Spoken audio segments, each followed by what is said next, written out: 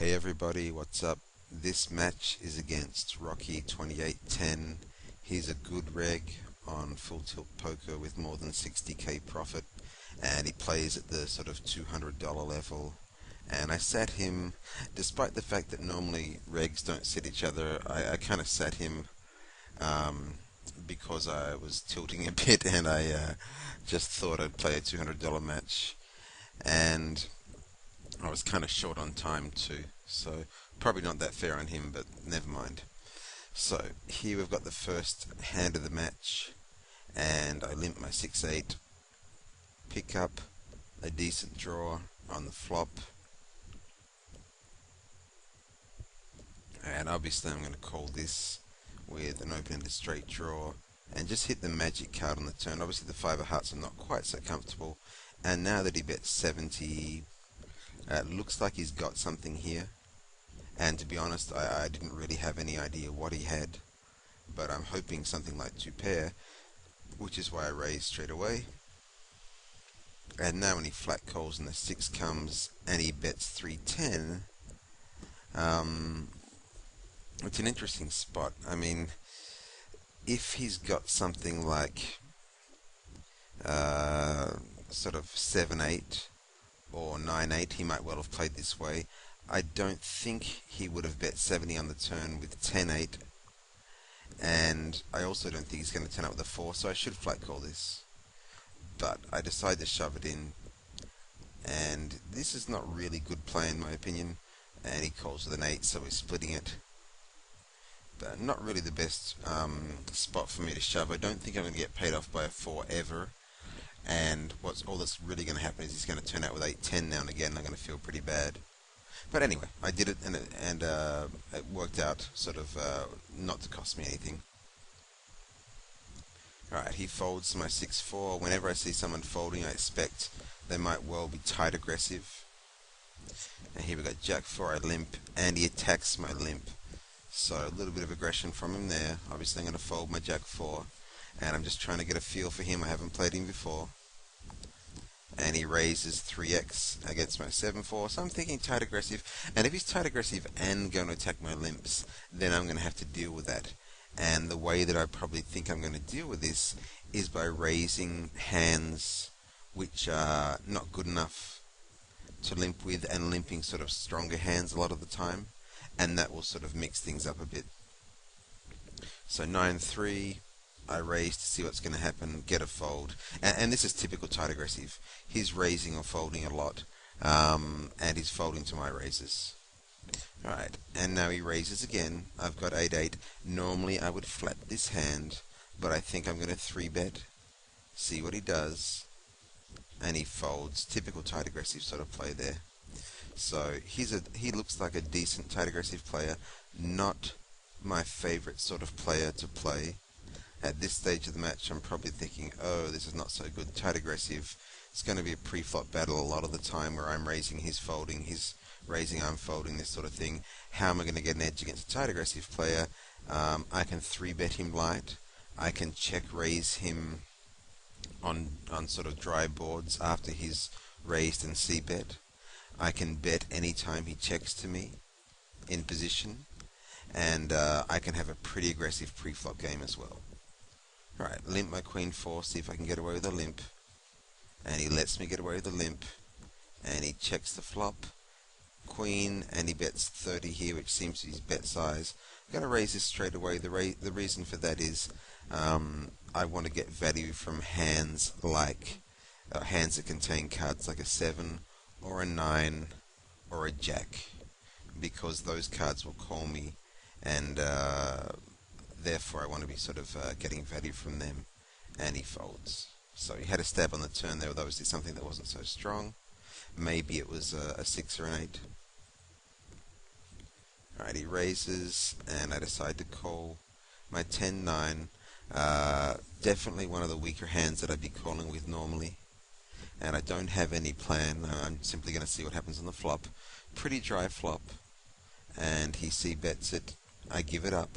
These are the sort of flops I will be looking to attack him on, but not right away. I want to develop a bit of a tight image first. And my raise here, my raise size 2.5x. I like this size against tight, aggressive players because they will sort of fold to this raise size. It's plenty big enough.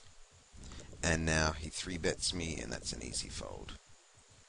So nothing much happening at this stage. I mean, well, when I say nothing much happening, what I mean is no big pots happening, but plenty of feeling out going on. And I think I can call this with my Broadways pretty easy, and not the sort of flop that's going to hit his raising range. So therefore I'm going to try a check raise here, and I would not do this against a loose aggressive player. He'll call with the overcards, but a tight aggressive player will give up on a flop that is missed when he's faced with some resistance. I don't want a flat call, which is what some people do in this spot. That's too weak and will lead to him firing a second barrel. So check raise is the way to go here, and we get the fold. Alright, Jack 6, and I raise, get called. This is a horrible flop for me to c-bet. 3 high cards. This is a sort of flop that will hit his calling range very heavily. It's sort of it's filtered towards the upper end of the deck. So therefore I'm not going to c-bet here. I'm just going to check behind. And now we hit the nuts on the turn. That's lovely. I will flat call, and it's a very safe river.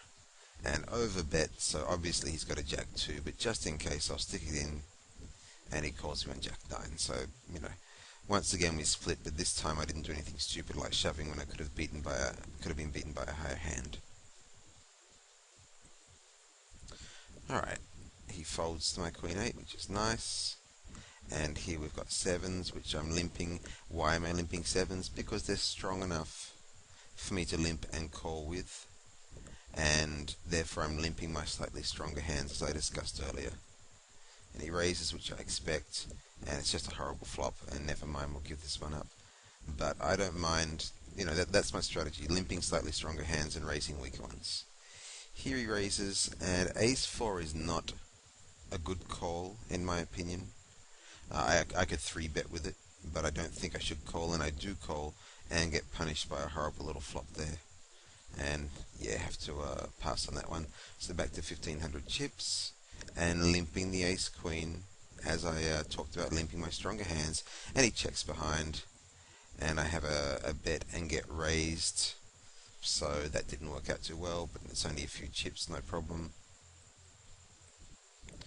Alright, 10-4, he raises, and gonna let it go.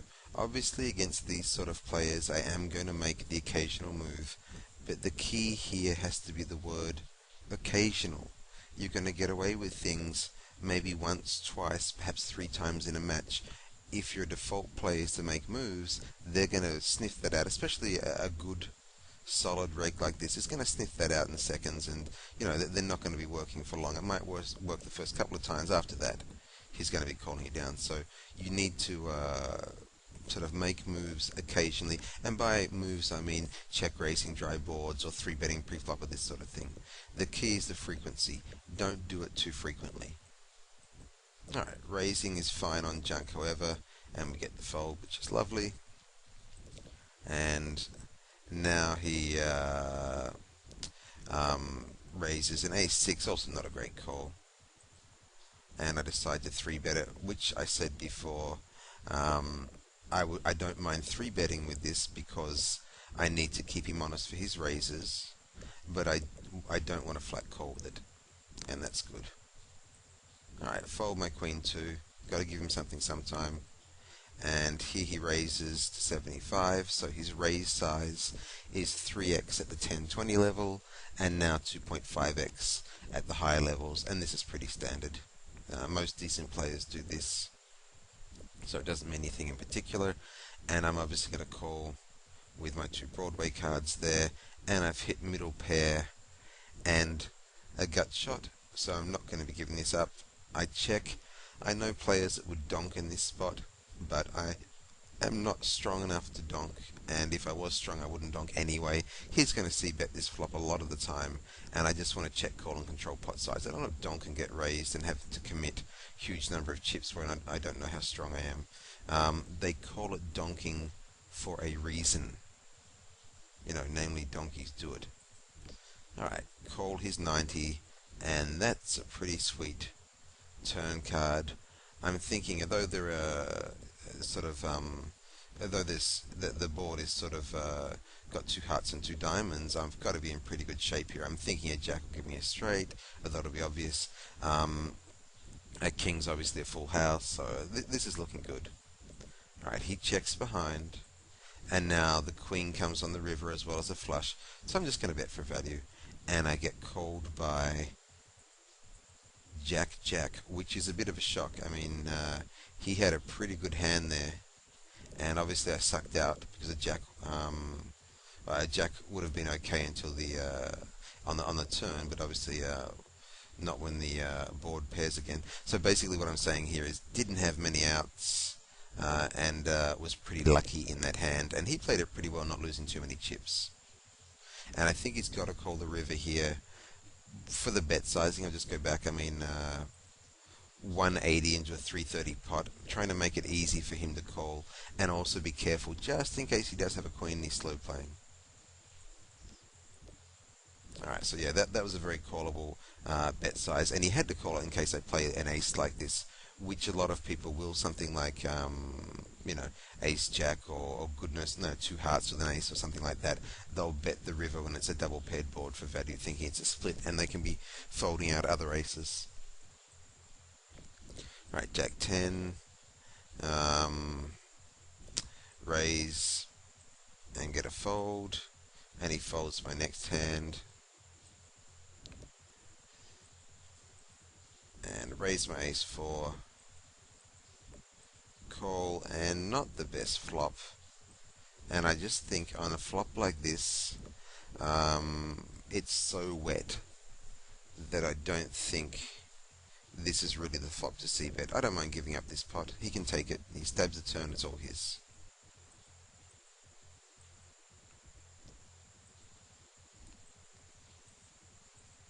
Alright, he raises and I'll fold there after my king 7's not looking too good. And raising my jack 6. So this is what I talked about earlier on, that I would be raising really aggressively against tight aggressive guys and limping my good stuff, seeing if that works. Right, he calls me and I've hit middle pair here, so bet of course, and take down the board. We've got a nice little lead here, things are looking okay. And king 2, can't go far with that. See, I'm not going overboard with my moves. I'm raising aggressively, folding my 3-2 there, but I'm not sort of making move after move, trying to outplay the guy. I'm trying to pick my spots to make a move. Right, he folds my 4-9. This is a raisable hand, queen 10, and now that he 3-bets me, I'm going to let this go. This is not a good hand to call a 3-bet on. A lot of his 3-betting range is going to be hands like ace queen, ace 10, perhaps king queen, and all of those hands are obviously dominated. So the problem about calling is I could hit top pair and lose, lose a heap of chips. All right, ace 3, he raises and I call. Once again, not a good call. Get punished in the flop and have to let it go. So that's a leak, definitely calling hands like ace 3 and ace 4. Alright, and I'm raising my 8-7. Don't mind raising pretty much anything. And here we hit a flop. A little bit wet, but I've got some, I've got sort of a gut shot here. Gonna bet it. And he folds, so that was good. Jack 3. Let that one go pre-flop, not doing anything silly. I've got a little lead. 3-2 again. It feels like I've had this about 3 or 4 times so far. And I folded up. So while at the back of my mind I'm ready to make a move on this guy, I'm trying to create the image that I'm tight. And if you're going to be making a move, you need that tight image in place first. This is where a lot of people go wrong. They're spewing and then wonder why their moves don't work, or they try making a move too early in the match. Right, 9-8, and I make a move. I 3-bet him and get the fold. And the reason I get that fold is because I'm not doing this too often and I've got a tight image.